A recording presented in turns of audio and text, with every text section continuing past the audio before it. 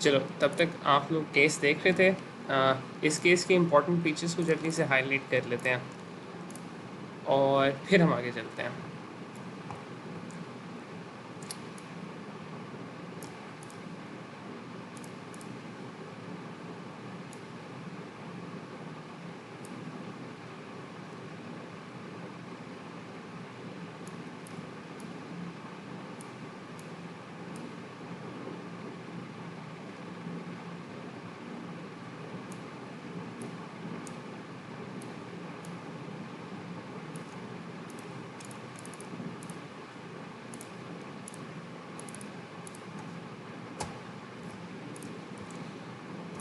क्या तो important features हैं इस पेशेंट के हिस्ट्री में? 3 इम्पोर्टेंट फीचर्स हैं।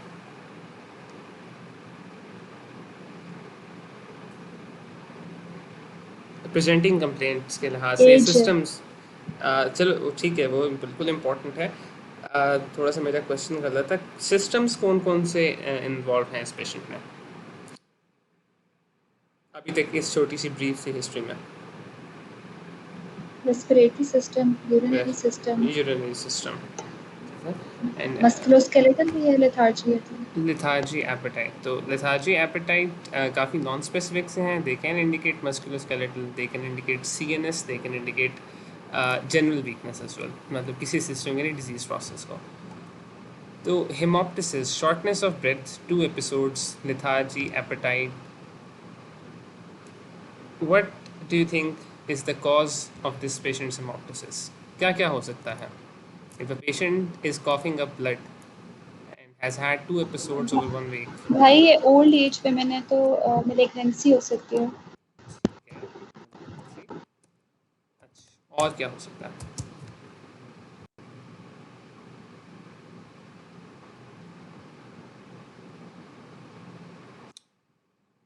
malignancy और कोई डिफरेंशियल कुछ चीज़ जेन में आती हो? चलिए जनरल वैसे बता सकते, देख लेते हैं। हेमोप्टिसिस, कॉफिंग अप ब्लड,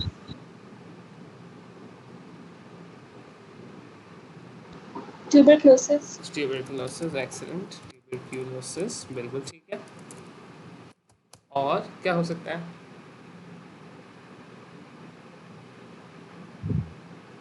फिर ब्लड डिसऑर्डर हो सकता है। Blood disorder, excellent. Blood disorder से क्या मुराद है? ब्लड में तो इतना कुछ है, आरबीसीज, डब्ल्यूबीसीज, प्रोटीन्स, कोएगुलेशन फैक्टर्स, उनमें से कोई स्पेसिफिक चीज़ की तरफ या कोई ख़ास चीज़ हो? General blood disorder, coagulopathy. कोएगुलोपैथी, चलो ठीक है, कोएगुलोपैथी।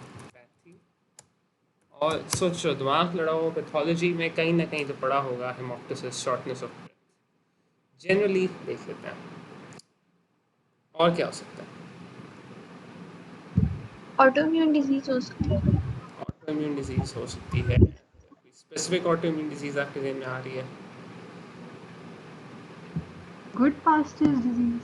गुड पास्चर्स डिजीज, ठीक है, गुड हाँ। Pastures disease. उसमें ब्रोंकाइटिस और निमोनिया में भी हो जाता है ना। ब्रोंकाइटिस और निमोनिया भी हो जाता है, एक्सीलेंट। चलो एक तरफ निमोनिया स्लैश ब्रोंकाइटिस लिख लेते हैं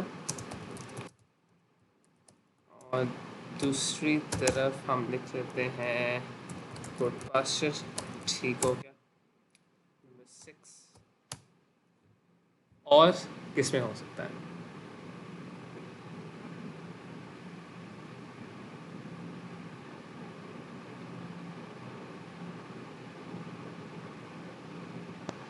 भाई हम लोगों ने उस दिन कुछ ऐसा डिस्कस किया था ना कि कोई एब्सेस हो या कोई भी ऐसे कोई लीजन हो space occupying sort of lung में जो ब्लड वेसल को रप्चर कर दे। बिल्कुल हो सकती है। तो that can be A malignancy occupation जो तंग कह सकती है। एब्सेस, ठीक है, एब्सेस भी हेमोप्टिसिस के साथ कर लेते हैं। चलो हम लिख लेते ग्रेनिलोमास वगैरह कोई भी हो किसी भी वजह से, कोई एक्सपर्जिलोमास या हैं। ठीक है, एस्परजिलोमा, मुझे डिफरेंशियल आया, एस्परजिलोमा। ठीक हो। कोई और किसी जेन में आता है? हम अगर सब साथ शॉर्टनेस ऑफ ब्रेथ हो तो पल्मोनरी एम्बोलिज्म को कंसिडर कर सकते हैं। भी एक्सीलेंट। शॉर्टनेस ऑफ ब्रेथ के बगैर भी हेमोप्टिसिस के साथ भी प्रिवेंट करता है। शॉर्टनेस ऑफ ब्रेथ होती है, बिल्कुल होती है, लेकिन अगर हम ब्रॉडली बात करें तो हेमोप्टिसिस के कॉजेज में पल्मोनरी एम्बोलिज्म भी है। भाई ब्रोंकिएक्टेसिस में होती है हेमोप्टिसिस? ब्रोंकिएक्टेसिस में हो सकता है हेमोप्टिसिस, कोई मसला बेहतरीन है। और भाई laryngeal carcinoma. Laryngeal carcinoma malignancy, तो यहाँ पे हम लिख लेते हैं लंग मैलिग्नेंसी, आपने कहा लेरेंजियल मैलिग्नेंसी। एक्सीलेंट। चलो, तो एक प्रेजेंटिंग कंप्लेंट हमने देख ली, उसकी बेसिस पे हमें इतना कुछ मिला, क्योंकि पेशेंट की एक्चुअल प्रेजेंटिंग कंप्लेंट तो ये है, बाकी जो डिक्रीज यूरिन आउटपुट है वो हुआ है एडमिशन के बाद। अच्छा, अब आप इस पेशेंट में इतना कुछ सस्पेक्ट कर रहे हैं, वाइटल्स आपके सामने हैं, क्या हमें चाहिए इसके अलावा एग्जामिनेशन के लिए? एग्जामिनेशन हमें किस चीज़ की करनी चाहिए? रेस्पिरेटरी सिस्टम की या चेस्ट की एग्जामिनेशन करनी चाहिए? चलो, चेस्ट की एग्जामिनेशन हमने की इस पेशेंट की, and we are finding multiple areas where crackles are heard.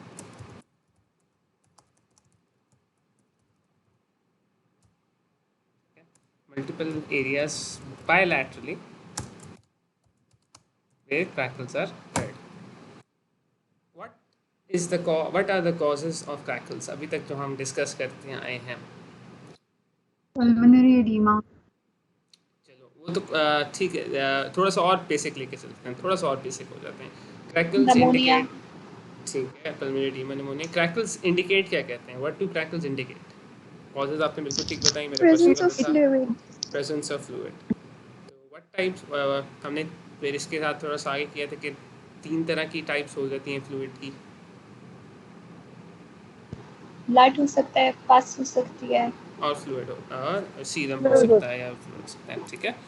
तो जो अब एक और चीज़ मैं यहाँ पे आपको बताता चलूँ कि जो फ्लूइड की वजह से क्रैकल्स आते हैं, they are called coarse crackles.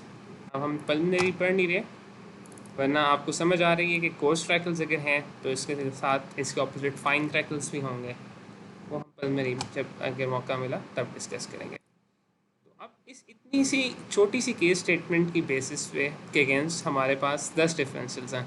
अब बारी बारी इनको ज़रा हम एक्सक्लूड करते जाते हैं थोड़ा सा। लंग मैलिग्नेंसी, क्या फीचर्स हैं इस पेशेंट में जो लंग मैलिग्नेंसी को सपोर्ट कर रहे हैं?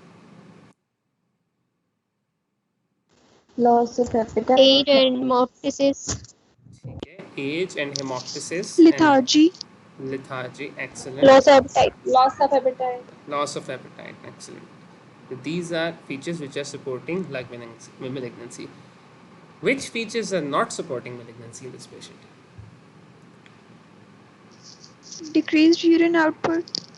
अच्छा, ठीक है, which is थोड़ा सा Being present. Decrease urine output कैसे आपको बता रहा है कि इस पेशेंट में मैलिग्नेंसी नहीं है?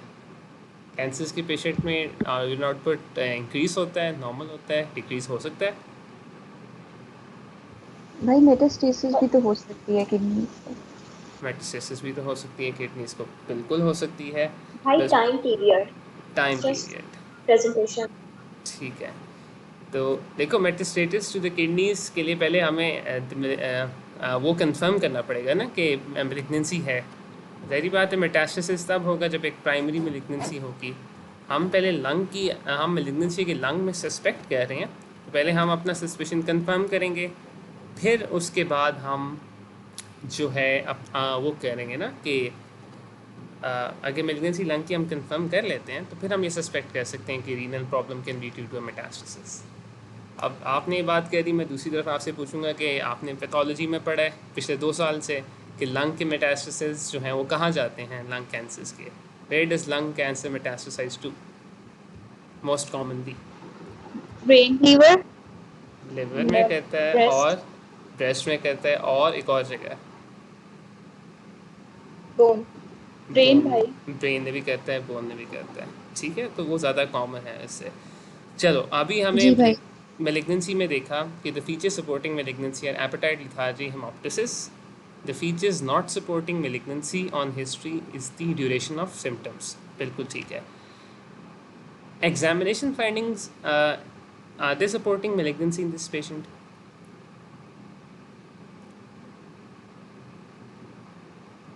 Yes, No. mild fever.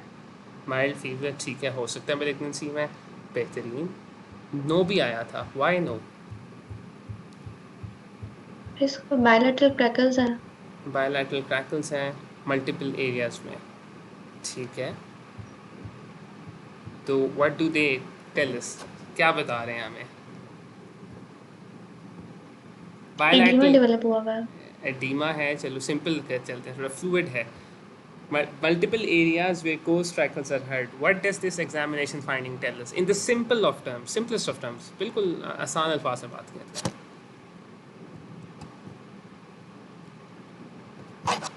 It can be pneumonia. It can be pneumonia. थोड़ी सी फिर मुश्किल बात कहती.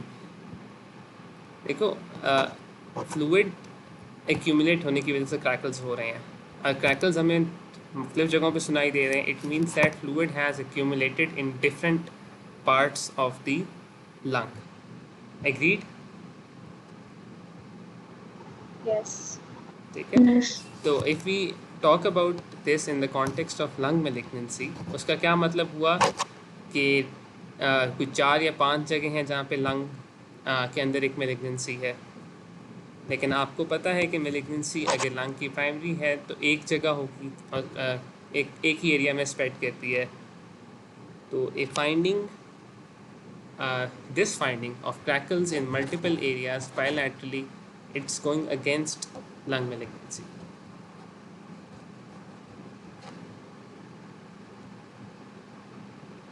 क्यों going against है lung malignancy के, या why is it not supporting lung malignancy? Because इसमें diffuse presentation है ना, उसमें localized हो. malignancy localized होती है. diffuse हो सकती है अगर metastasis होते lung के अंदर, but then we would have had other system and और कहीं और से कहीं और कैंसर होता, वो मेटास्टेसाइज करता. तो मेलिग्नेंसी हमने रूल आउट एक तरह से कर लिए, नीचे कर लिया. लेकिन हमें जो दूसरा खर्चा है कि this might be lung metastasis to the lung. चलो इसको हम लिख लेते हैं. और लेकिन उसके लिए भी फीचर्स, किसी एक प्राइमरी साइट की मेलिग्नेंसी में थे, पेशेंट के और कोई सिम्टम्स नहीं है, इसलिए ये भी डिफरेंशियल्स की लिस्ट में सबसे नीचे जा रहा है. ट्यूबरकुलोसिस, क्या नहीं, फीचर्स? वेट लॉस होना चाहिए था ना, अगर उन्हें मेलेग्नेंसी होती तो वेट लॉस होना चाहिए था. बिल्कुल वेट लॉस भी होना चाहिए था, वो फीचर भी नहीं था.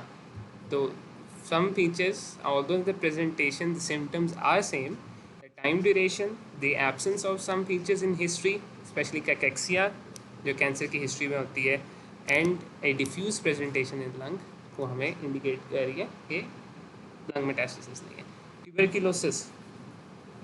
ट्यूबरकुलोसिस की क्या कॉज है, क्या फीचर्स हैं ट्यूबरकुलोसिस को सपोर्ट कर रहे हैं इस छोटी सी स्टेटमेंट में? Hemoptysis, loss of appetite. Excellent. Hemoptysis, low loss, grade fever, low grade fever, 99-degree fever. Hemoptysis, loss of appetite, low grade fever. Excellent.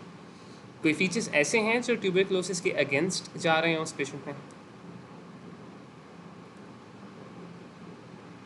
भाई दोबारा ड्यूरेशन, क्योंकि ट्यूबरकुलोसिस भी क्रॉनिक होगा. क्रॉनिक होगा. ट्यूबरकुलोसिस की मिनिमम प्रेजेंटेशन कितनी हो सकती है, कितने अर्से की? 4 to 5 weeks. 4 to 5 weeks की. चलो एक फीचर है जो हमें कर रहा है. एग्जामिनेशन पे ट्यूबरकुलोसिस की क्या फाइंडिंग्स होती हैं, किसी को पता है? लिम्फ नोड्स इन्वॉल्व होंगे. लिम्फ नोड्स एनलार्ज हो सकते हैं. ट्यूबरकुलोसिस की फाइंडिंग्स जो हैं वो थोड़ी सी निमोनिया की तरह होती हैं. और ट्यूबरकुलोसिस की अगर हम मैं कहूँ कि निमोनिया की तरह हैं, क्रैकल्स मिलेंगे या ब्रोंकियल ब्लीडिंग मिलेगी, तो कहाँ मिलनी चाहिए लंग में? अपर लोब में, लोअर लोब में, मिडिल लोब Apical. में, एपिसिस में. तो 2 फाइंडिंग्स हैं जो ट्यूबरकुलोसिस के अगेंस्ट जा रही हैं. ठीक हो गया.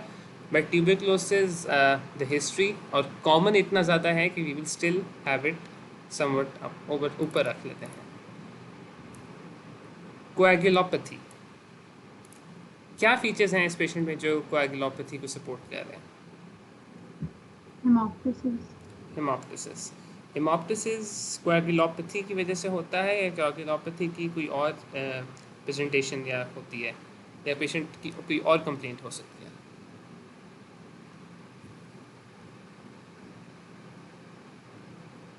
इसके अलावा भी हो सकती है नेजल ब्लीड वगैरह। नेज़ल ब्लीड वगैरह, अच्छा नेज़ल ब्लीड या स्किन पे पेटिकिया है और वो आना पर्परा आना, वो किस? हीमार्थ्रोसिस हाँ वगैरह और जो ठीक है।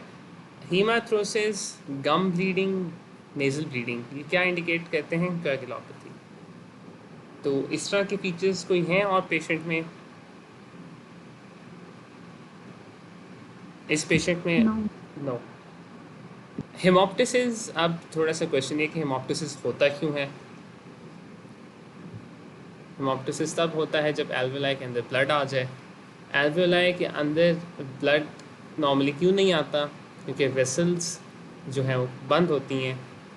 एल्वेओलाई के अंदर ब्लड आने का मतलब ये है कि वेसल्स में से ब्लड लीक हो रहा है किसी तरह, यानी कि something is eroding the vessels, something is causing those vessels to rupture. तो coagulopathy does not cause hemoptysis in itself. ठीक है,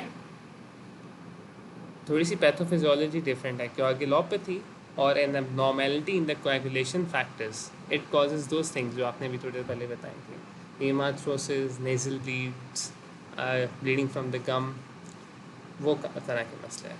तो coagulopathy is not a differential of hemoptysis. It might exacerbate, यानी कि अगर पेशेंट को coagulopathy है तो hemoptysis severe हो जाती है काफ़ी, but in itself it does not cause hemoptysis. Pneumonia को क्या फीचर सपोर्ट कर रहे हैं इस हिस्ट्री में? जल्दी जल्दी से थोड़ा चलते हैं और फिर आगे। bilateral crackles बायलैटरल क्रैकल्स तो and fever. फीवर, ठीक है। बायलैटरल क्रैकल्स और फीवर जो हैं कौन सी निमोनिया में होते हैं, किस तरह के? मतलब ये फिर आप सस्पेक्ट कर रहे होंगे कि लोबा तो नहीं है ना, ये ब्रोंको निमोनिया हो सकता है, ठीक है। ब्रोंकोनम तो क्या फीचर्स हैं जो इस एज में ब्रोंको निमोनिया, इस पेशेंट में ब्रोंको निमोनिया के अगेंस्ट हैं, इस छोटी सी केस स्टेटमेंट?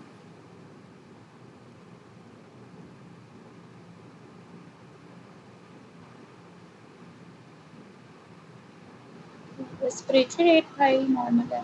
रेस्पिरेटरी रेट आपको नॉर्मल लगा है? रेस्पिरेटरी रेट की अपर लिमिट क्या होती है? हल्का सा increased है, हल्का सा 20 increase. upper limit. चलो आप मुझे ये बताओ कि इस एज में निमोनिया के कॉमन ऑर्गेनिज्म कौन से होते हैं? कोई एक दो के नाम ले लो, तो कम मार लो, कोई मसला नहीं है, Streptococcus pneumoniae, listeria. ठीक है। Gram negative, Listeria, Streptococcus. चलो हम स्ट्रेप्टोकोकस को लेके चलते हैं। स्ट्रेप्टोकोकस निमोनिया जो कॉज करता है, कितनी देर में कॉज करता है? मतलब with in hours, with in days, with in weeks?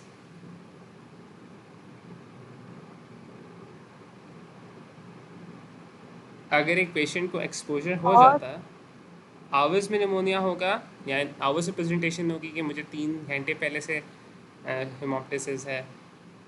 Number 2, क्या लेट होती है? वैसे फीचर्स आना शुरू हो जाते हैं घंटों में आना शुरू हो जाते हैं, ठीक है, इन्फेक्शन के? तो क्या इस पेशेंट की जो ड्यूरेशन ऑफ सिम्टम्स हैं वो फीचर फेवर कर रहे हैं निमोनिया को? Yes भाई. स्ट्रेप्टोकोकल निमोनिया क्या फीचर हैं जो सपोर्ट नहीं कर रहा, ये बताओ जरा। इसको लो ग्रेड फीवर है। Low grade fever, excellent. Bacterial infections में fever should be high grade. दूसरी बात, दूसरी इंपॉर्टेंट चीज़,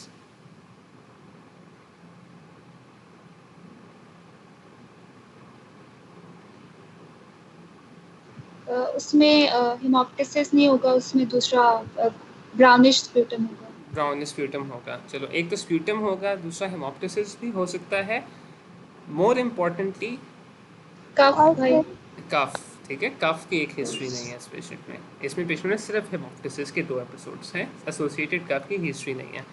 तो even though pneumonia and bronchitis, pneumonia is a common disease, लेकिन there are still some features हैं, but it is a good differential diagnosis. इसको हम यहाँ पे रखेंगे अपने साथ, बिल्कुल रखेंगे। ब्रोंकाइटिस जो है ना,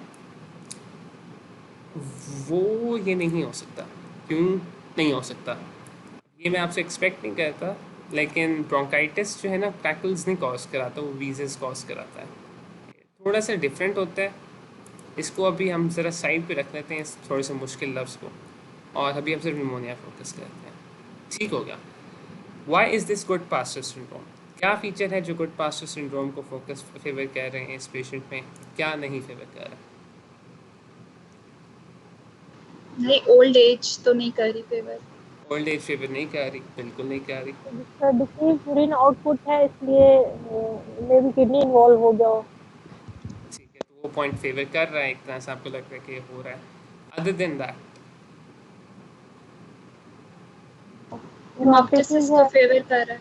फेवर कर रहा है, ठीक है, बट एज फेवर नहीं कर रही। तो चलो इसको अभी हम नंबर 3 पे ही रखते हैं, good pastor. Abscess.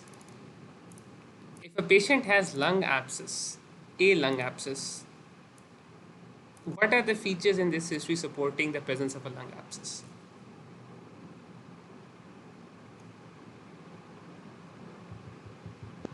Fever, lethargy, Fever and lethargy, and excellent. hemoptysis. Hemoptysis, excellent. And what are the features which are not supporting the Post crackles. क्या क्या नहीं सपोर्ट करें? फीवर, फीवर, ठीक है, fever, Crackles. Bilateral crackles. Bilateral crackles, ठीक है। Fever कितना होता है अगर एक पेशेंट उसको एब्सेस बने तो? High fever होता है। हाई फीवर होता है, excellent, this is low grade fever. Crackles, crackles क्यों सपोर्ट नहीं कर रहे या कर रहे हैं एब्सेस को? बायलैटरल है ना। भाई Right. लोकलाइज्ड होंगे उसमें। Abscess हमेशा लोकलाइज्ड होता है, अनलेस कोई सेप्टिक एब्सेस है जिस तरह इन्फेक्टिव एंडोकार्डाइटिस में था या कोई और कॉज थी, हमें उस तरह की हिस्ट्री नहीं मिल रही। एक पेशेंट जिसको लंग एब्सेस हो, वो काफ़ी टिपिकल एक हिस्ट्री देते हैं। दो चीज़ें उनकी हिस्ट्री में इंपॉर्टेंट होती हैं, बहुत इंपॉर्टेंट होती हैं, वो मैं आपको बता देता हूँ, लेकिन वो हम इंशाल्लाह बाद में डिस्कस करेंगे। जो पेशेंट्स लंग जिनको लंग एब्सेसेस होते हैं, नंबर 1, उनमें कोई डिबिलिटी होती है, they are either bedridden और ऑन वेंटिलेटर्स और any other predisposing condition such as GERD, जिसकी वजह से अपर एयरवे डिफेंसेस नहीं होते proper, and organisms are able to travel down into the lungs. आपने पैथोलॉजी में पढ़ा है, आपने माइक्रोबायोलॉजी में पढ़ा है, वाइक्लेप्सियला, Eikenella, they cause lung abscesses. Number 1. Number 2, these patients produce a good quantity of purulent sputum. तो ये तो फीचर्स नहीं है इस पेशेंट्स में, and otherwise the history is also not suggestive, hence abscess इस पेशेंट में डिफरेंशियल पे नहीं होगा। एस्परजिलोमा, एस्परजिलोमा कब होता है? चलो सिंपल सा सवाल पूछता हूँ, when does N aspergilloma a fungus ball develop in the lung? immunocompromised लोगों में। इम्यूनोकॉम्प्रोमाइज में इसकी एक और कंडीशन होती है, टीबी वगैरह होता है, तो टीबी में वो जो बन जाते हैं, कैविटीज बन जाती हैं, तो उसके अंदर ये उसमें बहुत बिल्कुल बिल्कुल होता है। Number excellent. एस्पेजिलोमा के लिए नंबर 1, पेशेंट की कोई पुरानी लंग हिस्ट्री या टीबी की हिस्ट्री होनी चाहिए, जो इस ब्रीफ के स्टेटमेंट में आपको नहीं दी हुई। एक चीज़ ये हो गई। दूसरी चीज़, एस्पेजिलोमा की सिम्टम मेन क्या होता है?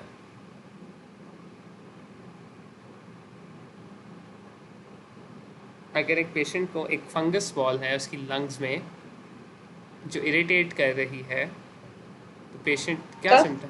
कफ कफ होगा। होगी। Excellent, a dry cough is symptom. तो वो दो फीचर्स नहीं है, एस्पेजिलोमा हम इससे निकाल देते हैं। Pulmonary embolism, which features are supporting pulmonary embolism in this patient?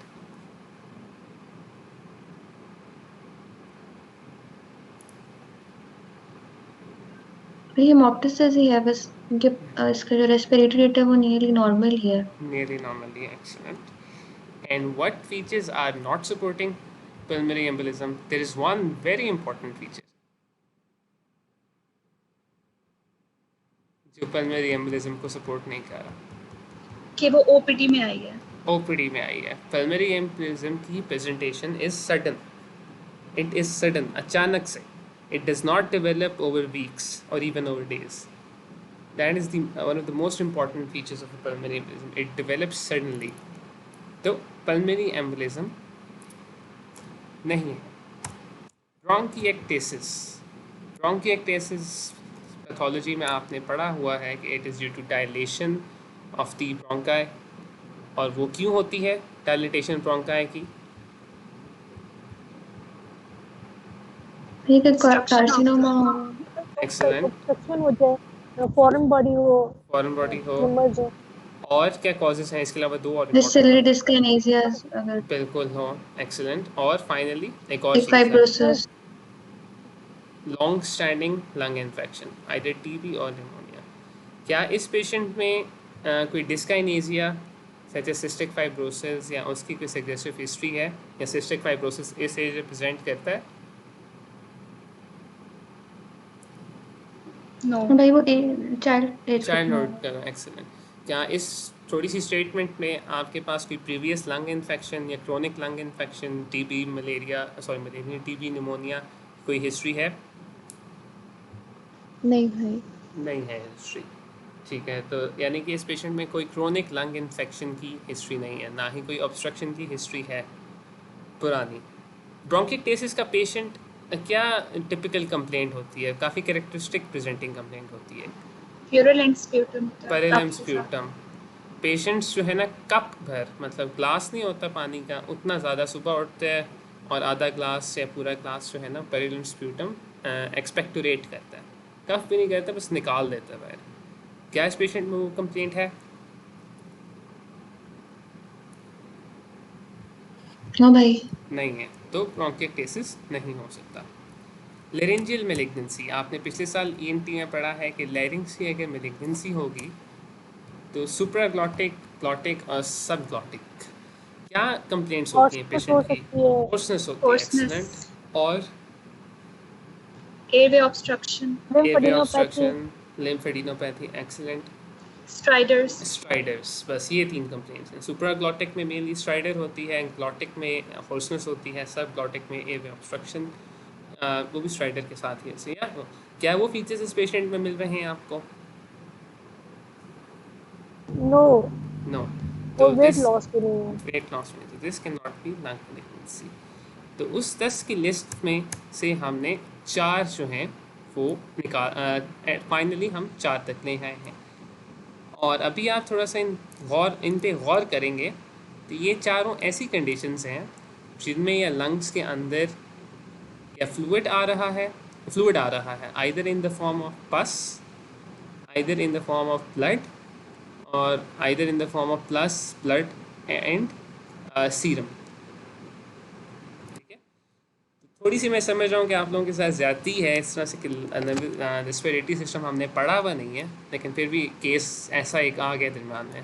लेकिन अच्छा मौका था कुछ चीज़ें क्लियर करने का, तो मैंने से जाने नहीं दिया।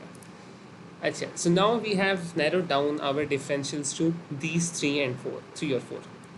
What are the investigations which you would like to perform in this patient? Chest X-ray, Chest X-ray, excellent. The one thing you would like to perform in this patient is a chest X-ray. Chest X-ray भी इस patient का देख लेते हैं. Number 1, chest X-ray. Number 2, और क्या करवाना चाहेंगे? अब इस हिस्ट्री के पेशेंट को दोबारा गौर से देखें. Sputum analysis. Sputum analysis, excellent. Sputum. लेकिन भाई इसका स्प्यूटम तो आ नहीं रहा, वो तो ब्लड है। तो अगर कोई पेशेंट ऐसे कफ नहीं कर रहा या स्प्यूटम प्रोडक्शन नहीं है तो उसका स्प्यूटम एनालिसिस हो सकता है? नहीं हो सकता। नहीं हो सकता। चलो आपकी इस बात पे वो ये मान नहीं लेता हो हूँ। सकता है। हो भी सकता है। चलो देखो, अगर मुझे खांसी इस वक्त नहीं है और मैं खांसूँ तो मैं क्या स्प्यूटम प्रोड्यूस कर सकता हूँ? नो भाई। भी यस भी, इसके मिक्स चांसेस हैं। लेकिन जब एक पेशेंट की हिस्ट्री में प्रोडक्टिव कफ नहीं है तो तब आप स्प्यूटम एनालिसिस नहीं कराएंगे, क्योंकि नॉर्मल बंदे भी स्प्यूटम प्रोड्यूस करते हैं। आपका एनालिसिस की फ़ायदा नहीं है ना। patient is saying that he does not have a productive cough. Even if you ask the patient to expect a कोई बलगम निकाले तो it might Number one, it might not be a correct sample. Number two, it might be a normal sample. तो ऐसे patients में आप जो specific sample है स्प्यूटम का वो आप नहीं ले सकते. Sputum analysis can not be perform और will not be perform in this patient. और क्या करवाना चाहेंगे इस पेशेंट में? आपके साथ एक लिस्ट की यूरिन डिफरेंशियल्स की लिस्ट है. एनालिसिस करवाएंगे, आरएफटी एनालिसिस, करवाएंगे. Urine analysis. ज़रा इस डिफरेंशियल्स की लिस्ट को देखें और फिर मुझे बताएं आरएफटीज और यूरिन एनालिसिस आप क्यों करवाना चाह रहे हैं.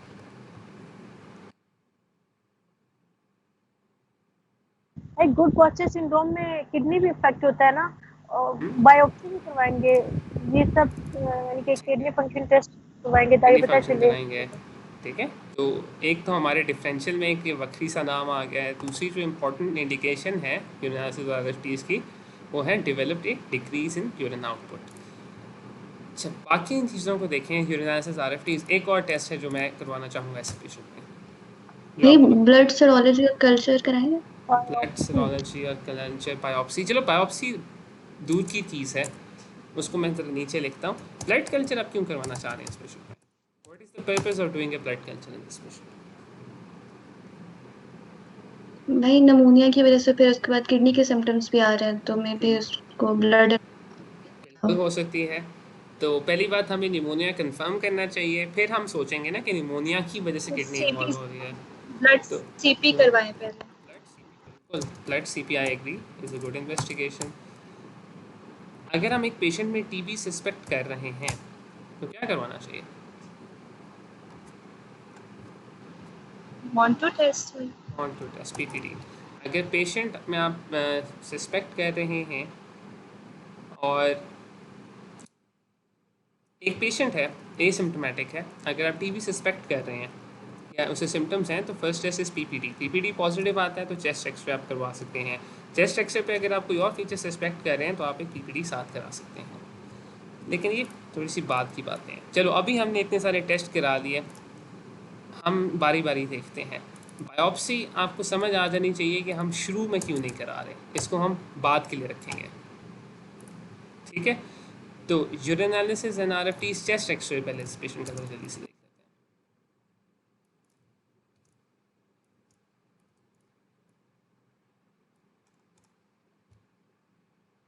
कंसोलिडेशंस नजर आ रही हैं, डिफ्यूज. कंसोलिडेशंस की हम और सर सिंपल लैंग्वेज यूज़ करते हैं. हमें जो नज़र आ रहा है हम उस सिर्फ उसको डिस्क्राइब करेंगे. अभी हम एक्स्ट्रापोलेट नहीं Opacities करते and हैं. bilateral opacities. Bilateral opacities. Excellent. क्या ये कंप्लीट ओपेसिटीज़ हैं या कुछ पैचेस इनके अंदर पैच. मतलब क्या ये, अगर मैं इस एरिया को मार्क करूं तो ये क्या यूनिफॉर्मली वाइट है या कुछ एरिया ज़्यादा वाइट है, कुछ एरिया थोड़ा सा ब्लैक है?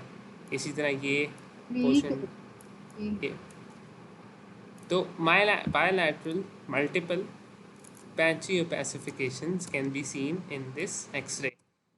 टीबी में क्या मिलना चाहिए था हमें? कॉन फोकस मिलना चाहिए था. कॉन फोकस मिलना चाहिए था, या अपर जो एयरवेज हैं, अपर पार्ट्स में एब्सेसेस या कैविटेशंस मिलती. क्या हमें वो फीचर्स मिल रहे हैं? Are we seeing those features? No. So X-ray is not subjective of TB. Can this be pneumonia? Can this be a bronchopneumonia? Yes. X-ray bronchopneumonia का लगता है. एक और कॉज होता है फ्लूइड ओवरलोड का, heart failure. Are the features of heart failure present in this chest x-ray? Yes. Yes. कौन कौन से फीचर्स हैं आप ये बताएं मुझे. चला भाई कार्डियोमेगली. yes, और भाई मल्टीपल वाइट ओपेसिटीज थी चेस्ट ठीक एक्सरे है. ऑफ हार्ट फेलियर में. बिल्कुल ठीक. चलो एक्सीलेंट. एक बात आपको अच्छी याद रह गई है. इसमें कार्डियक आउटलाइन अप्रिशिएट हो रही है. इसमें हम कार्डियक आउटलाइन देख लेते हैं. ये आपको एक ये वाला एरिया नज़र आ रहा है जहाँ पे मैंने ब्लू लाइन लगाई है, इस एरिया को मैं फोकस करूँगा. जी. ठीक है, अगर हम इसी को थोड़ा सा नीचे ट्रेस करें तो यहाँ पे एक आ रहा है. फिर आप ये देखें कि इवन दो एक डायरेक्ट लाइन नहीं बन रही, लेकिन ये वाला पार्ट जो है एक रफ आउटलाइन आपको थोड़ी सी नज़र आ रही होगी या समझ आ रही होगी कि ये ओपेसिफिकेशंस हैं इधर साइड पे, और उनके दरमियान एक रफ सा एरिया बन रहा है। तो चलो हम उसको ना भी लें, हमें एक ऊपर थोड़ी सी आउटलाइन मिल रही है, नीचे आउटलाइन नहीं मिल रही। हम AEIOU की बात करते हैं। ए से था alveolar fluid in the alveolar oedema, तो यू थिंकिंग कि this might be alveolar oedema. ठीक है, चलो एक फीचर हम मुस्तफ कर सकते हैं। बी से क्या था? Kerley B lines. Kerley B lines इस एक्सरे में नहीं है, आपने बाद में आके एक बार देख लेना है, वो इस तरह हॉरिजॉन्टल लाइंस नज़र आती है, छोटे स्पेक्स, इस पेशेंट में नहीं है। तो Kerley B lines are not present. ओ अच्छा, कार्डियोमेगली। इफ़ आई से कि एक हार्ट का राइट मार्जिन अप्रिशिएट आप सही तरह नहीं कर पा रहे, लेकिन इतना है हार्ट का साइज यहाँ पे, तो does this patient have cardiomegaly? No. No. तो ठीक हो गया। नंबर्स कार्डियोमेगली नहीं है, कर्ली बी लाइंस नहीं है। डायलेटेड अपर लो वेन्स, क्या इस पेशेंट में डायलेटेड अपर लो वेन्स हैं?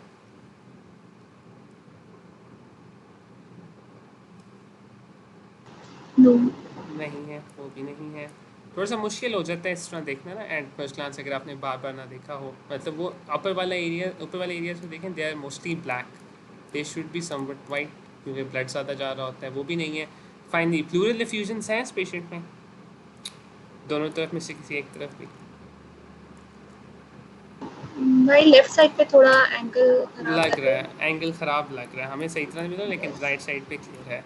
तो चलो ऑल इन ऑल अगर हम ज़्यादा आपकी मैं बात मान लूँ तो वी हैव 2 फीचर्स जो सपोर्ट करें शायद हार्ट फेलियर को इसमें, लेकिन clinically is this heart failure?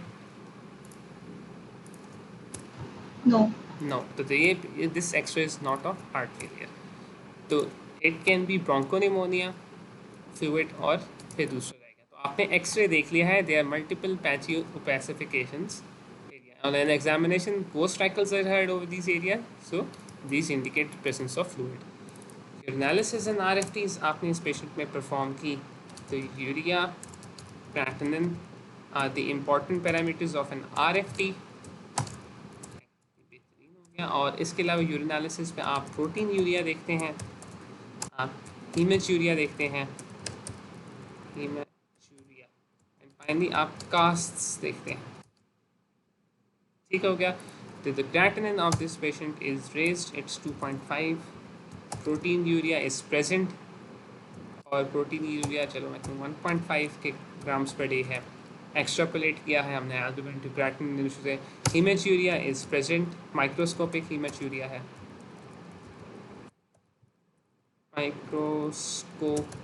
Microscopic haematuria है, डिस्मॉर्फिक सेल्स हैं, and finally RBC casts are present। Blood CP की अगर हम बात करें तो ल्यूकोसाइट्स आर 10,000, और न्यूट्रोफिल्स जो हैं उसमें से हैं 65%। Purified protein derivative Montus test is normal, in duration is less than 5। अब मुझे खुद भूल गया दोबारा कि 5 mm होता है या सेंटीमीटर होता है। तो these are the investigations findings। अब आप क्या करना चाहेंगे इस विषय में? एंटीबॉडी प्रोफाइल, एंटीबॉडीज कौन सी एंटीबॉडीज आप कराना चाहेंगे? Anti GBM antibodies. Anti GBM antibodies, ठीक है। और हम इसको देख लेते हैं, anti GBM antibodies are positive. Biopsy. Biopsy किस चीज़ की? रीनल बायो रीनल बायोप्सी, ठीक है। रीनल बायोप्सी पे आपको मिल रहे हैं क्रीसेंट्स। इसकी इम्यूनोफ्लोरेसेंस भी आप करा लेते हैं बायोप्सी सैंपल की, immunofluorescence is negative. What is your diagnosis in this patient? Rapidly Goodpasture's. Excellent, rapidly progressive glomerulonephritis due to Goodpasture's syndrome। Goodpasture syndrome। इस पेशेंट को है Goodpasture syndrome, and Goodpasture syndrome is a cause of nephritis। इतनी लंबी हमने जो एक case एक तरह से डिस्कशन की है, डिफरेंशियल्स बनाए हैं, इसमें 2-3 चीज़ें एम्फेसाइज करना ज़रूरी था कि एक्चुअल प्रैक्टिस में जब आप पेशेंट्स देखेंगे तो एक कंप्लेंट के साथ आएंगे, आप थोड़ा ज़्यादा हिस्ट्री एग्जामिनेशन करें, रीजनिंग करें, आप डिफरेंशियल्स कुछ बना लेंगे, but based on further investigations आपकी डायरेक्शन बदल सकती है। पहली बात ये। दूसरी बात, इन्वेस्टिगेशंस की अगर बात करें तो कुछ सिस्टम्स की, मैंने बताया था कि इन्वेस्टिगेशंस कुछ ऐसी होती हैं जो लाजमी होती हैं एक तरह से, या बेसिक इन्वेस्टिगेशंस होती हैं जो आप एक गेट पे इन्वेस्टिगेशन जिसे कहते हैं। जिस तरह आपने इन्फेक्शन सस्पेक्ट किया, आपने CBC करा ली है, ZCP करवाई, आपने चेस्ट इन्फेक्शन सस्पेक्ट किया, any chest abnormality, the first investigation you thought of was a chest x-ray. If there was a renal problem, there was a renal problem. The first investigations which you wanted to perform were urinalysis and RFT. So these are the first investigations. और जब इनके results आपके बाद आए तो फिर आपने कुछ स्पेसिफिक इन्वेस्टिगेशंस ऑर्डर की, जो आप सबको पता लग गया था कि फिर क्या मसला है, क्या है। तो नॉर्मली भी कुछ तरीका ऐसे होता है, we take something, we try to make picture of the bigger, we try to make a bigger picture, make sense of what is happening. एक दो डिफरेंशियल्स की लिस्ट हमारे जहन में आ जाती है, अच्छी बात है जितने बताएं, फिर उस फीचर्स को देखें, उसमें से ये सोचें कि क्या हो सकता है, क्या नहीं हो सकता, और फिर नैरो डाउन कर लें, और फिर आप इन्वेस्टिगेशंस कराएं और देखें कि क्या है, क्या नहीं है। This patient who has good Pasteur syndrome has a presentation with lung symptoms mainly, but he also has a kidney problem, has a renal problem as well. Okay, तो if this patient, अगर मैं कहूँ कि एक patient है उसमें IgM anti-GBM antibodies positive हैं, but he does not have any lung symptoms, फिर उस पेशेंट को क्या डिजीज़ होगी? Goodpasture disease. Goodpasture disease, ठीक है, उस पेशेंट को गुड पास्चर डिजीज़ नहीं होगी। एंटी-GBM एंटीबॉडीज़ जो हैं वो दो डिजीज़ को सिग्निफाई करती हैं। एंटी-GBM glomerular basement membrane GBM antibodies, they are important for 2 diseases. पहला आपने देख लिया Goodpasture. Goodpasture disease में क्या इन्वॉल्वमेंट होती है? रीनल प्लस पल्मोनरी, दोनों तरफ हेमरेजेस होते हैं। नंबर 2, एंटी-GBM डिजीज़। एंटी-GBM डिजीज़ में सिर्फ एक सिस्टम इन्वॉल्व होता, और वो कौन सा है? रीनल। तो पेशेंट में सिर्फ ग्लोमेरुलोनेफ्राइटिस होगा। एक थोड़ा सा MCQ पॉइंट था जो मैंने कहा आपको इस वक्त बता दूं। तो भाई इसका वो इस तरह नहीं कहते कि अगर दोनों इन्वॉल्व हो सिंड्रोम, और अगर एक इन्वॉल्व हो तो डिजीज? नहीं, इसमें नहीं। गुड पास्चर सिंड्रोम दोनों इन्वॉल्व हो, एंटी-GBM डिजीज़ सिर्फ एक इन्वॉल्व हो, जो मेरी अंडरस्टैंडिंग है इसकी। हमने वैसे गुड पास्चर डिजीज भी एक टर्म पढ़ी थी। अच्छा, मैं फिर इसको कंफर्म कर देता हूँ। यहाँ पे मैं एक बड़े से क्वेश्चन मार्क डाल दूँ कि मैं जो भी रिसोर्स आज यूज़ कर रहा हूँ उसमें डिफरेंस ये दिया हुआ है। चलो मैं इसको कंफर्म ओके करता हूँ, ठीक है, आप ही मुझे बता देना जो आपका रेफरेंस है। तो अभी तक हमने ये सारे केसेस देखे हैं, इनको थोड़ा सा ऑर्गेनाइज करते हैं और एक सेंस बना के लेके चलते हैं। जब हम ग्लोमेरुलर डिजीज़ की बात करते हैं तो अभी तक हमने 2 तरह के ग्लोमेरुलर डिजीज़ देखे हैं। क्या 2 तरह के हमने ग्लोमेरुलर डिजीज़ देखे हैं अभी तक? कौन से 2 तरह के देखे हैं? नेफ्रोटिक और नेफ्रोटिक सिंड्रोम, ठीक है। एक था नेफ्रोटिक और एक था नेफ्रेटिक। अब नेफ्रोटिक और नेफ्रेटिक सिंड्रोम की प्रेजेंटेशंस के लिहाज से तो मुझे नहीं लगता किसी को प्रॉब्लम होगा कि नेफ्रोटिक की क्या प्रेजेंटेशन हो सकती है, नेफ्रेटिक की क्या प्रेजेंटेशन हो सकती है। अगर है किसी को तो चलो कर लेते हैं, वरना नहीं। अभी तक हमने 2 तरह के प्रेजेंटेशंस देखी हैं, एक नेफ्रोटिक सिंड्रोम है, दूसरा नेफ्रेटिक सिंड्रोम है। पर अगर हम ब्रॉडली इसको थोड़ा लेके चलें तो 4 तरह की प्रेजेंटेशंस होती हैं, ठीक है। एक अभी तक हमने नेफ्रोटिक सिंड्रोम देखा है, नंबर 1। दूसरा हमने नेफ्रेटिक देखा है जिसमें इन्फ्लेमेशन होती है। जो तीसरा होता है that can be mixed. Mix का क्या मतलब है कि उसमें 3.5 ग्राम से ज़्यादा प्रोटीन भी होगा और 3.5 ग्राम से ज़्यादा प्रोटीन के अलावा RBCs भी होंगे, इन्फ्लेमेशन के फीचर्स भी होंगे। और मिक्स्ड मोस्ट कॉमनली होते हैं ड्यू टू सिस्टेमिक डिजीजेस।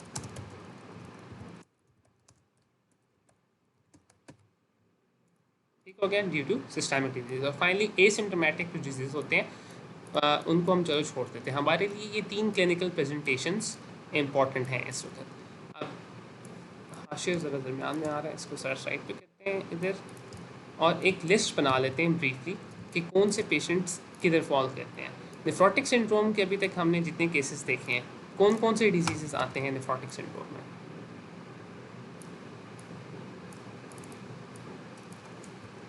अभी तक हमने क्या क्या देखा है nephrotic syndrome? Minimal change disease, ठीक है, excellent. Minimal change disease, focal segmental glomerulosis, segmental glomerulosclerosis और मेम्ब्रेनस।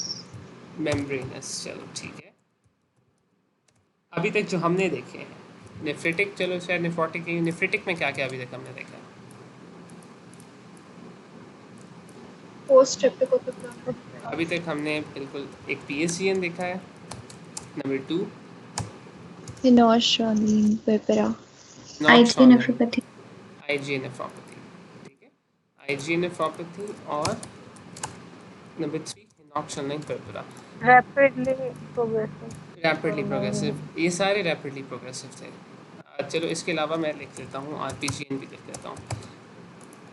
फोर्थ कैटेगरी में फिर क्या हमने देखा है?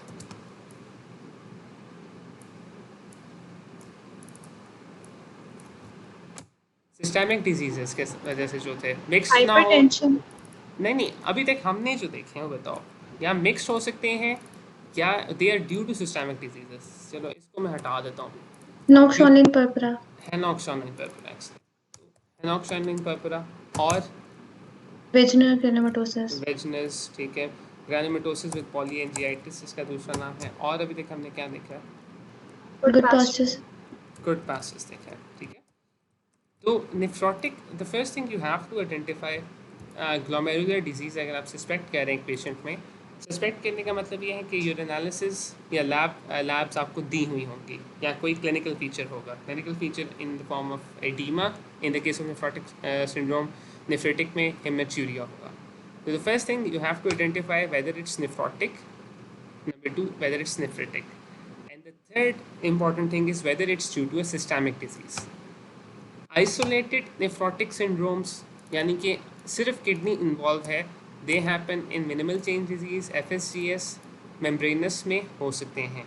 ठीक है, membranous is a histological term. It indicates that there जो membrane है, glomerular membrane, it is thickening. It can be isolated. Nephritic syndromes जो आइसोलेटेड नेफ्रेटिक सिंड्रोम्स हैं, यानी कि सिर्फ इन्फ्लेमेशन होती है ग्लोमेरुलर स्ट्रक्चर्स की, those are PSCN and IgA। And nephritic और nephrotic syndromes due to systemic diseases, they can include HSP, GPA, Goodpasture. अब इस लिस्ट में और चीज़ें आ जाती हैं जो आप बता रहे थे, क्या क्या आ सकता है इसमें? HIV associated diabetes, hypertension, HIV associated hepatitis B, C, diabetes, number 4 hypertension, HDN, SLE, ठीक है, SLE। हेपेटाइटिस एसोसिएटेड नेफ्रोपैथी आप में से किसी एक ने बोला था, वो FSCS की सब टाइप है, और उसमें मुझे बताएं सिर्फ किडनीज इन्वॉल्व होती हैं या कुछ और इन्वॉल्व भी होता है? liver, vasculitis भी होता है। वैस्कुलाइटिस भी होता है। चलो उसको अभी हम थोड़ा सा छोड़ देते हैं, साइड पे रखते हैं, वो इतना इंपॉर्टेंट नहीं है, लेकिन अच्छी बात है, आपको पता है। तो ये एक डिफरेंशियल्स की लिस्ट है जो आपके जहन में आनी चाहिए। तो first thing when you see a glomerular disease, whether it's nephrotic, nephritic, ये डिटरमिन करो। Number 2, is there any systemic signs और सिम्टम्स गिवन, कोई और मसला है, कोई लैब वैल्यू नॉर्मल है, उस लिहाज से आप फिर डिफरेंशियल्स की लिस्ट एक बना लेंगे। डिफरेंशियल्स के बाद आप सबको पता है कि दी इम्पॉर्टेंट इन्वेस्टिगेशंस जो इसके बाद हैं, जो लिखने की ज़रूरत, मैं लिख लेता हूँ ताकि हमारे आसानी रहे। यूरिनालिसिस and NRFT, they are the most important investigations which will help us reach the diagnosis. उसके बाद biopsy भी करते हैं. Now when we have made a diagnosis, how do we actually treat these problems? कैसे इन प्रॉब्लम्स को treat करते हैं? अब सवाल ये है, और जिस तरह हम पहले ट्रीटमेंट इतना अर्सा देखते आए हैं, ट्रीटमेंट प्रिंसिपल सेम है. Treatment principles are the same, the goals of treatment are the same. क्या गोल्स ऑफ ट्रीटमेंट थे जब हम लेट्स से सीकेडी डिस्कस कर रहे थे? treat the cause. Cause, excellent. तो जो सिस्टेमिक डिजीजेज हैं they will have a cause. SLE cause treat करें, lupus nephritis will get better. Henoch-Schönlein purpura, systemic disease treated. GPA, systemic disease. Diabetes, hypertension, systemic diseases. They have a cause, they have a pathophysiology. Treat the pathophysiology, the kidney problem will get better. So number 1, treat the cause. और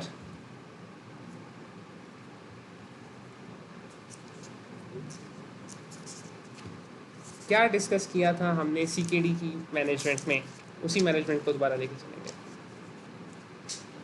Restore the function of kidney. Restore the function. Number 2, restore the function था. Restore the function तो Decrease the progress of the disease. हाँ, decrease the progress. Slow down the progress. Slow down the progress of disease. तो इसमें slow down complication को, तो slow down the progress और finally हमने complications को treat किया था. Restore function था, replace function वाला एक चक्कर था जिसमें हमने dialysis की बात की थी. Slow down the progress, RX complications. तो अब हम इसी तरह इसी को दोबारा से इन्हीं जनरल गाइडलाइंस की बेसिस पे देखेंगे कि पैसिव ट्रीटमेंट को ट्रीट करना है. अब आपको समझ आ रही है कि जिस तरह सिस्टेमिक डिजीज़ हैं और renal problems due to systemic disease, उनमें if you treat the disease तो renal problems will decrease in intensity. That is our first principle. RX of the cause, slow down the progress. जब हम progress slow down करने की बात करते हैं तो this is simple in the context of diabetes या हाइपरटेंशन. उनकी मैनेजमेंट आपको पता है. इसके साथ मैं यहाँ पे लिखूँगा कि सिम्टोमेटिक मैनेजमेंट करनी है. एक पेशेंट है जिसको फ्लूइड ओवरलोड है, उसकी सिम्टोमेटिक मैनेजमेंट में क्या आएगा? डायोरेटिक्स. एक्सीलेंट. डायोरेटिक्स से पहले हम एक चीज़ करते हैं, वो ज़्यादा इम्पोर्टेंट है, उसकी पोजीशन एक्यूट में. लेकिन मेडिसिनल मैनेजमेंट से पहले कुछ और मैनेजमेंट एक होती है, प्रिवेंटिव या डाइटरी. वो क्या है फ्लूइड ओवरलोड में? Salt restriction. Salt, हाँ देखो, salt and fluid restriction. Salt and fluid restriction in the context of nephrotic syndrome, it's very important. उसी तरह सिम्टोमेट एक चीज़ होगी salt and fluid restriction, diuretics, protein urea decrease करने के लिए. हम थोड़ा सा पहले सीकेडी में हमने ये बात की थी कि ग्लोमेरुलर फिल्ट्रेशन प्रेशर, या हमने शायद लास्ट टाइम भी बात की थी कि ग्लोमेरुलर फिल्ट्रेशन प्रेशर जितना बढ़ेगा उतना ज़्यादा ग्लोमेरुलर डैमेज होगा. या in other terms, if you want to decrease glomerular damage, we want to decrease the glomerular in pressure inside the glomeruli. अब ग्लोमेरुलाई के अंदर प्रेशर डिक्रीज करने के लिए we will start the patient on ACE inhibitors. Excellent. ये ACE inhibitors की एक बात आ गई. ठीक हो गया, ACE इनहिबिटर्स की बात आ गई. आप मुझे देख लेने दें कि मैं कुछ स्किप तो नहीं कर रहा इसमें से. सही जा रहे हैं अभी तक. अब फिर कुछ कॉम्प्लिकेशंस की बात आती है. ये जो ऊपर वाले प्रिंसिपल्स हैं इसमें डायोरेटिक्स, अच्छा haematuria, sorry nephritic syndrome. Nephritic syndrome में क्या सिम्टम्स थे पेशेंट के?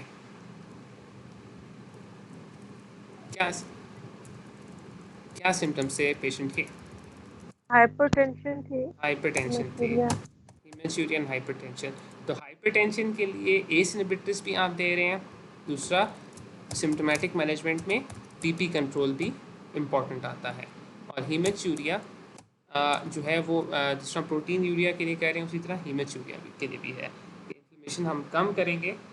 ट्रीट द कॉज, जो कॉज है, अगर RPGN है, सॉरी PSGN है उसको ट्रीट करेंगे, IG है उसको ट्रीट करेंगे. तो उसकी भी एक ट्रीटमेंट अभी लिख लेता हूँ यहाँ पर. ठीक होगा. ट्रीटमेंट ऑफ कॉम्प्लिकेशंस, क्या कॉम्प्लिकेशंस होती हैं एक पेशेंट जिसको नेफ्रोटिक सिंड्रोम है उसे, क्या कॉम्प्लिकेशंस हो सकती हैं?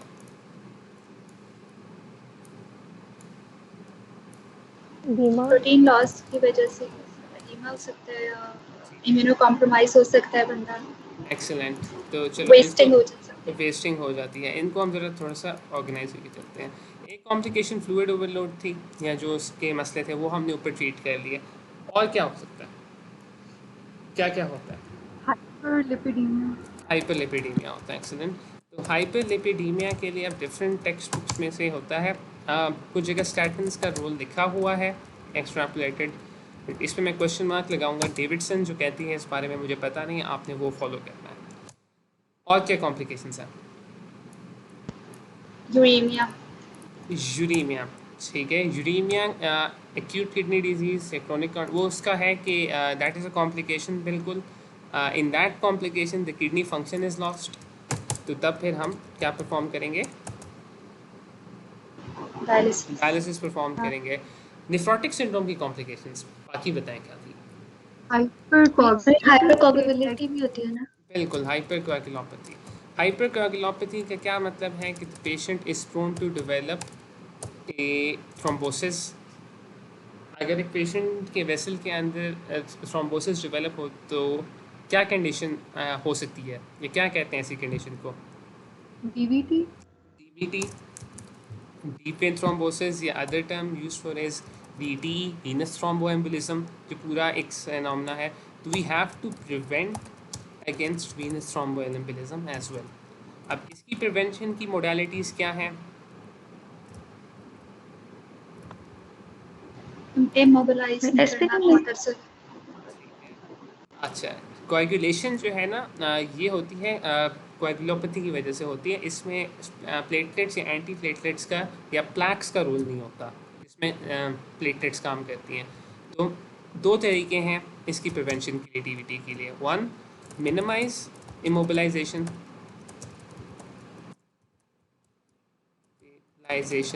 And number two in this context is heparin. Heparin या सिंपल नज़र टर्म में साथ में बात कर लेता हूँ, एंटीकोआगुलेंट्स। ये दो तरीके हैं जो आप कर सकते हैं। किस पेशेंट में कौन सा इस्तेमाल करना है वो पेशेंट के बाकी रिस्क फैक्टर्स पे डिपेंड करता है, और उसको हम बाद में मौका मिला फिर डिस्कस करेंगे। हाइपरलिपिडीमिया, हाइपरकोagulopathy, और क्या कॉम्प्लिकेशन होती है नेफ्रोटिक सिंड्रोम?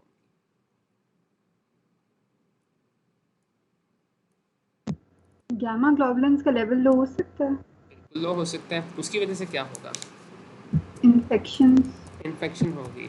कॉमन कौन सी इन्फेक्शन थी होती हैं, या हमने कौन सी इन्फेक्शन देखी हैं अभी तक होते हुए? Pneumonia, pneumonia, excellent.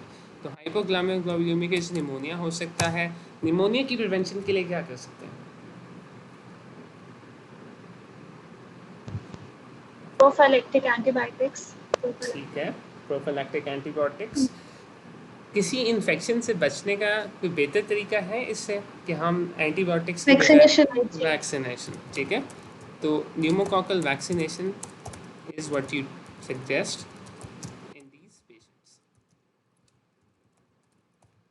तो बाय चलो फिर 3 हो गया, और 4 रिस्टोर फंक्शन।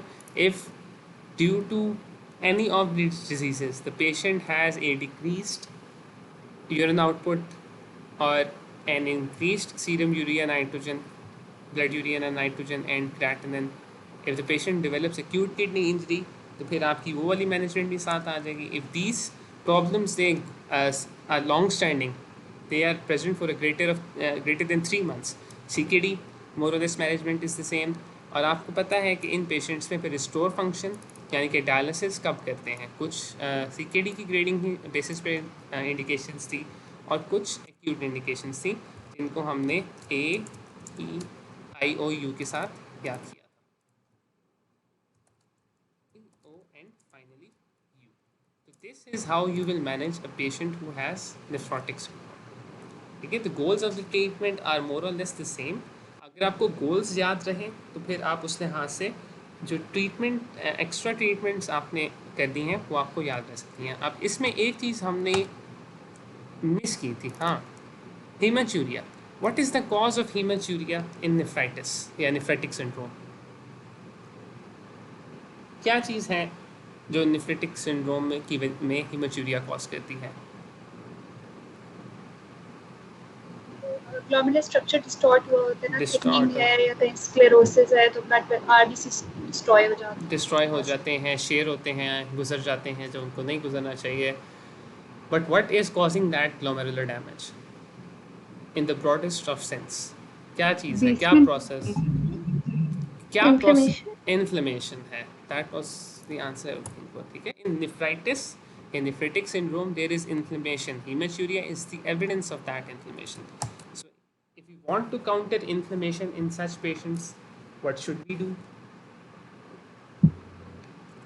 Steroids. स्टेरॉइड्स। ठीक है. Steroids are one of the modalities which we use. तो ये मैंने हीमेचूरिया के साथ लिखा था, बट इट इज़ एविडेंट कि जो डिजीज प्रोसेस है both in nephrotic syndrome and both in nephritic syndrome, steroids have a role in the management of these diseases. Steroids अगर फेल कर जाएं, if the steroids are not working, फिर क्या करते हैं? मेथोट्रेक्सेट। Immunosuppressives. Immunosuppressants, excellent. तो broadly हम immunosuppressants लिखेंगे. Cyclosporin, methotrexate are some examples. So immunosuppressants and steroids, these are important. ठीक है. This is in brief how you should manage a patient who has nephrotic syndrome. अब इसमें एक चीज़ थी जो और last भाई time एक और अगर कोई इम्यून पंप कोई एंटीबॉडी एसोसिएटेड या ऑटोइम्यून डिसऑर्डर है तो उसमें प्लाज्मा फेरेसिस भी कर सकते हैं। प्लाज्मा एंटी-जीबीएम फ्रेसिस बिल्कुल कर सकते हैं. एंटी-जीबीएम में प्लाज्मा फ्रेसिस भी आप कर सकते हैं. Plasma phrases, thank you for telling me. तो प्लाज्मा फ्रेसिस भी आप कर सकते हैं. अब इसमें एक चीज़ थी जो मैं आपको बताना चाह रहा था, और उससे एम्फोसाइज करने के लिए मैंने बायोप्सी पे लास्ट टाइम क्वेश्चन मार्क्स डाले थे ढेर सारे. एक पेशेंट अगर है आपके पास और आप सस्पेक्ट कर रहे हैं क्लिनिकली कि that he might have a renal problem, either the patient has a decreased urine output or the urine is discolored, what is the next best step or the next best investigation for such a patient? चलो एक नहीं दो बता दो, कौन सी दो investigations हैं? what is the next step in the management of this patient? इसका आंसर आप सबको आना चाहिए अभी. भाई यूरिन एनालिसिस हमने करा लिया। Urinalysis and RFTs, बिल्कुल. So Yes. if you're suspecting a patient has a renal problem, the next best step or the first line investigations you would like to order are a urinalysis and an RFT. ठीक है. And based on that urinalysis and an RFT, which further investigations can you perform or can you order? अभी कोई example ले लेते हैं. Renal ultrasound. करेंगे? Ultrasound excellent, कर सकते हैं अल्ट्रासाउंड.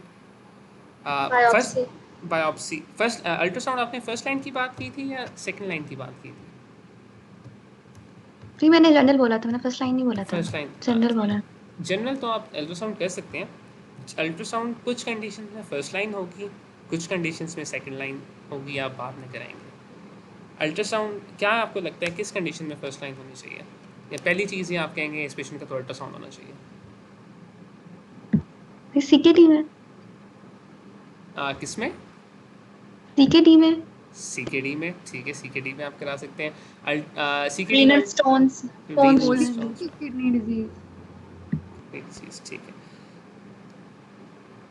अल्ट्रासाउंड स्ट्रक्चरल एब्नॉर्मेलिटी को बताता है. याद रखना कि जो पहली इन्वेस्टिगेशंस आप कराते हैं ना, the first investigations after clinic, उनका कुछ पर्पस होता है. हमने इन्वेस्टिगेशंस की जो बात करते आ रहे हैं, इन्वेस्टिगेशंस हैव 3 पर्पसेस. 1 2 3 आपको पता है वो 3 क्या है. क्लिनिकल एग्जाम असेसमेंट के बाद जो आप इन्वेस्टिगेशन कराते हैं, that should always fall under the first category. They should help you in the diagnosis. CKD की डायग्नोसिस में अल्ट्रासाउंड हेल्प करता है? आप मुझे ये बताएं.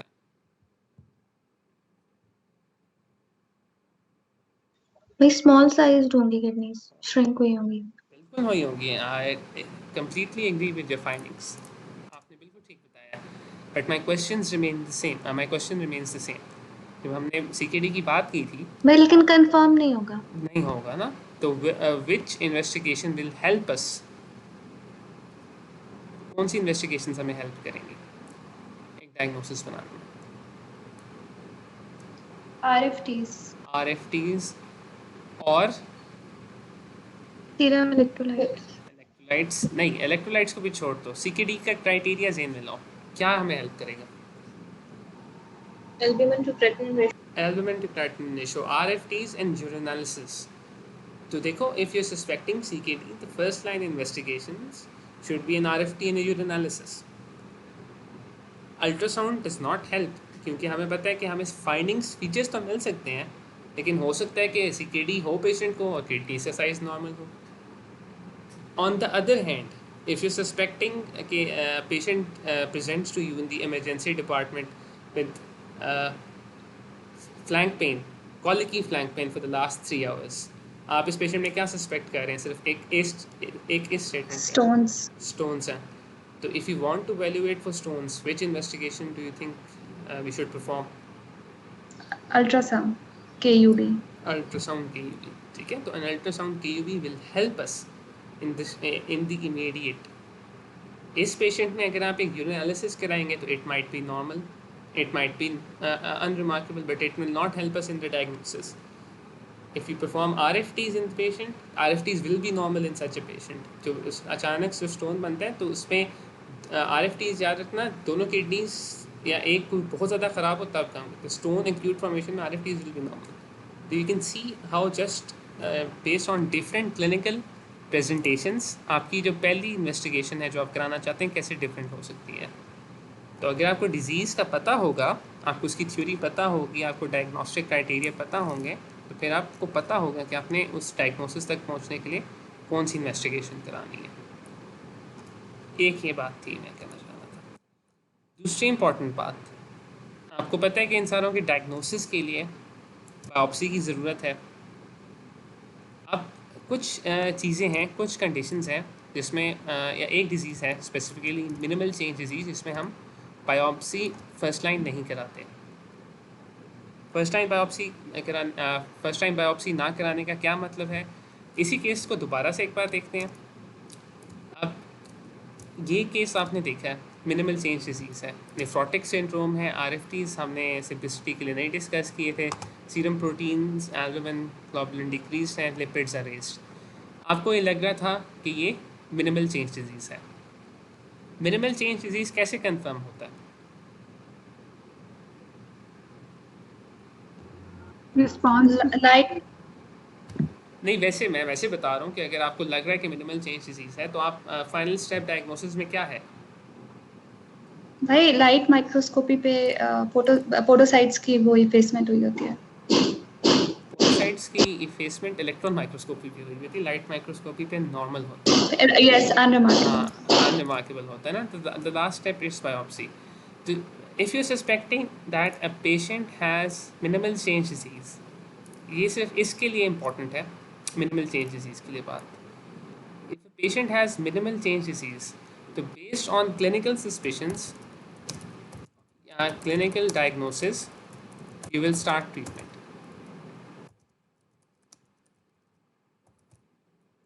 ठीक है, यानी कि एक पेशेंट है, if the patient clinically has all of these, you do not need to perform a biopsy to make your diagnosis and to start the treatment for this patient. तो in children this is very important. In children में you can treat a nephrotic syndrome just without biopsy based on the clinical presentation. अगर आपको लग रहा है कि एक patient का मिनिमल चेंज डिजीज़ है और आपने बायोप्सी नहीं कराई, तो आपको बायोप्सी कराने की ज़रूरत नहीं है. आप सिर्फ क्लिनिकल फीचर्स पे, आप सिर्फ एक यूरिनालिसिस की बेस पे और ये जो बाकी ऑक्सिलरी इन्वेस्टिगेशंस हैं इनकी बेसिस पे you can make a diagnosis, you can start the treatment. क्या स्पेसिफिक ट्रीटमेंट थी नेफ्रोटिक सिंड्रोम के लिए? हमने ये सारा तो डिस्कस किया था इतना ज़्यादा. बस इसमें एक स्पेसिफिक चीज़ है जो ख़ास ट्रीटमेंट है, वो क्या है? Steroids. स्टीरॉइड्स है. ठीक है, तो you will start the patient on steroids. अब ये थोड़ी सी पीरियड्स की बात इसमें आ जाती है कि स्टीरॉइड्स कितने देते हैं. इट्स 60 पर मीटर स्क्वायर. सिर्फ बच्चों में सरफेस एरिया के हिसाब से देते हैं. When will you perform a biopsy in such a patient? When the symptoms do not improve. when the symptoms not when the disease is steroid resistant. ठीक है? When the disease is steroid resistant in such patients in a pediatric population, then you will perform a renal biopsy. Otherwise, you will treat on the basis of clinical features, on the basis of urinalysis. बड़ों में फ़र्क है.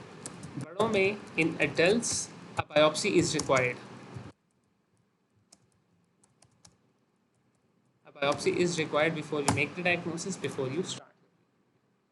ये एक चीज़ थी जो last time मैं biopsy के साथ क्वेश्चन मार्क्स लगा जा रहा था, वो ये मैं बताने का मकसद था. और इसमें आप खुद भी थोड़ा सा सोचें तो आपको ये बात समझ आ जाएगी कि as the biopsy is normal in such cases, it is better overall to treat the patients on clinical features. अब इसकी और भी एक मकसद है, इसकी और भी क्लिनिकल इम्प्लीकेशंस ये हैं कि minimal change disease is responsive to steroid therapy. Patient who has minimal change disease is responsive to steroid therapy. So if such a patient comes in analysis with nephrotic syndrome है, you're expecting minimal change disease, start the treatment. If it is MCD, the patient will most likely the symptoms will improve, the disease will decrease in intensity. If the patient is not resistant to either, it is steroid resistant MCD, वो आप PEDS में पढ़ेंगे, या it can be any of the other nephrotic syndromes such as FSGS or membranous. In that case, a biopsy becomes crucial. तो ये एक point मैं focus करना चाह रहा था. ट्रीटमेंट हमने देख ली है. With this we are finish with glomerular diseases. Renal में इसके बाद हमारे लिए जो इम्पोर्टेंट टॉपिक्स हैं, I think in the context of medicine, that is UTI, urinary tract infections. Urinary tract infections को हम इंशाल्लाह कल डिस्कस करेंगे. और बाकी कुछ चीज़ें हैं रीनल में आपकी बुक्स में लिखी होंगी, including renal stones, including cancers and stones are surgical topics. Surgery में ये डिस्कस होते हैं, इनकी ट्रीटमेंट सर्जरी में आते हैं, तो इनको अभी हम इस वक्त नहीं छेड़ेंगे. उसके अलावा कुछ डिजीज़ेस हैं जो हमने आज डिस्कस किए, कल भी डिस्कस किए थे, which are actually rheumatological diseases, vessel diseases, autoimmune diseases, including Wegener's, Goodpasture's, Henoch-Schönlein purpura. तो ये भी हम कोशिश करेंगे. हाशे ने सजेशन दी थी कि हम उन rheumatological diseases को, vasculitis को इसके साथ, इन्हीं के साथ कवर कर लें, अभी कवर कर लें. अगर आप लोग कहते हैं तो UTIs के साथ रीनल ख़त्म करने से पहले वो भी कवर कर लेते हैं, अगर आपको लगता है कि फ़ायदा होगा कर देना चाहिए. अदरवाइज़ हम सिर्फ UTIs करेंगे और रीनल को फिनिश करेंगे. उसके बाद फिर हम फ्लूइड और इलेक्ट्रोलाइट बैलेंस के साथ स्टार्ट करेंगे. तो इस बारे में आप अपना इनपुट दे दें. और अभी तक कोई क्वेश्चन है या कोई क्वेरी है रीनल मेडिसिन में से तो आप पूछ सकते हैं. आज हम जल्दी फारिग हो गए.